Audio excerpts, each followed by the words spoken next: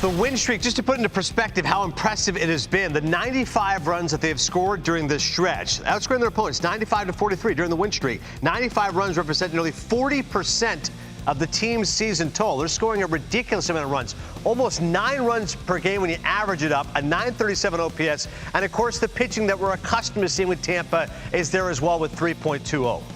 Speaking of pitching, rarely we go 4 wide. My man Dan Plesac joins the party. Another lefty here in the mix, right? Why not back to back to back? Why not? We need a lefty on that. That's what we need. We need Dan on the mound, Yonder or Cliffy in the box. But for the Rays specifically, Dan, it's interesting. You look at this team and you go, hey, they can pitch, they can defend. Not sure about their offense. Well, now the offense has been ridiculous, and now they've been steamrolling teams. Don't even try to figure this team out, right? No Blake Snell, no Charlie Morton. There's no chance in 2021. Yankees are too good, right? Red Sox are going to be good. Forget about it. And you know what? 19-9, their bullpen.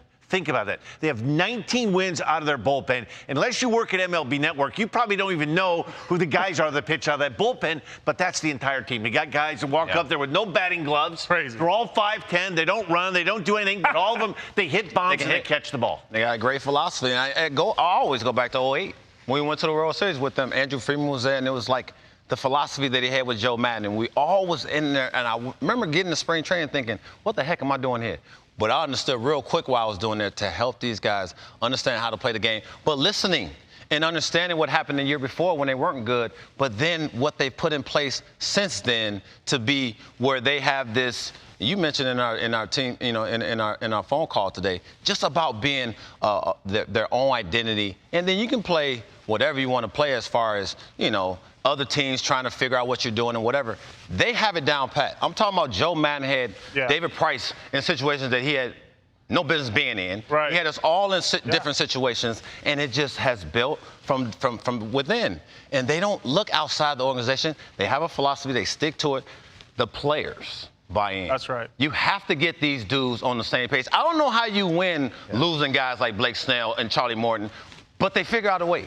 It's amazing to me that when they go to Yankee Stadium, they're not intimidated. But you go back right before your time with the Rays, they had a brawl with the Boston Red Sox. And Joe Madden said, if we want to be a good team, we have to go to New York and we have to go to Boston and we have to let them know that we're there. And we're not afraid to play them. They got into a brawl with the Red Sox. And that, to me, was that organization saying, okay, listen, we have a lousy stadium. Right. We don't have name players, but we don't care New York. We don't care Boston. We're here.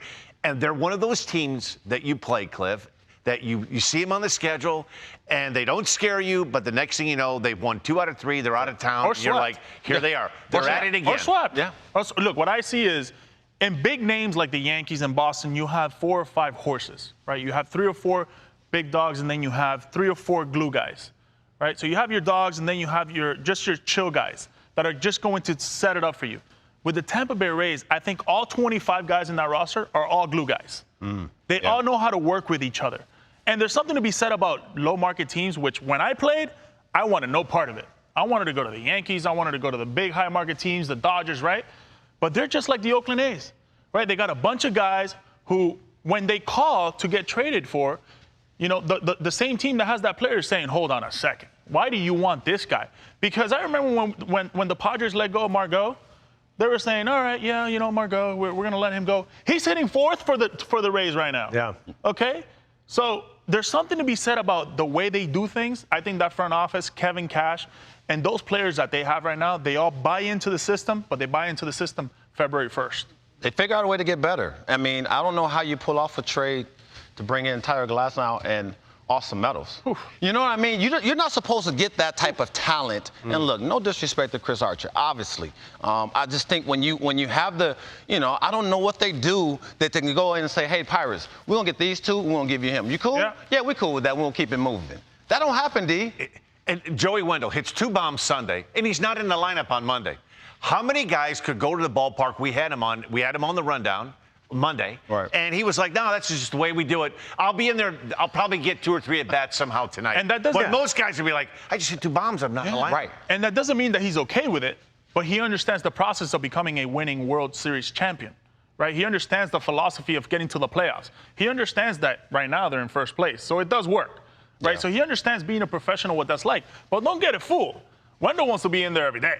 Yeah. All right, he wants to be in there every day because I remember playing with him, and he's a good dude. Like he's a dog. Like he's going to war with you, right? So for me, this is a guy that understands what winning is like, and all those guys in there, those 25 guys, they get it too. Joey Wendell in there batting fifth tonight. You mentioned Cliff with the trade. Listen, even you think a lot about the Archer trade, the Blake Snell trade. Snell hasn't been that good. Francisco Mejia's been great. So these guys, they just know how to make these trades and make smart moves like that. All right.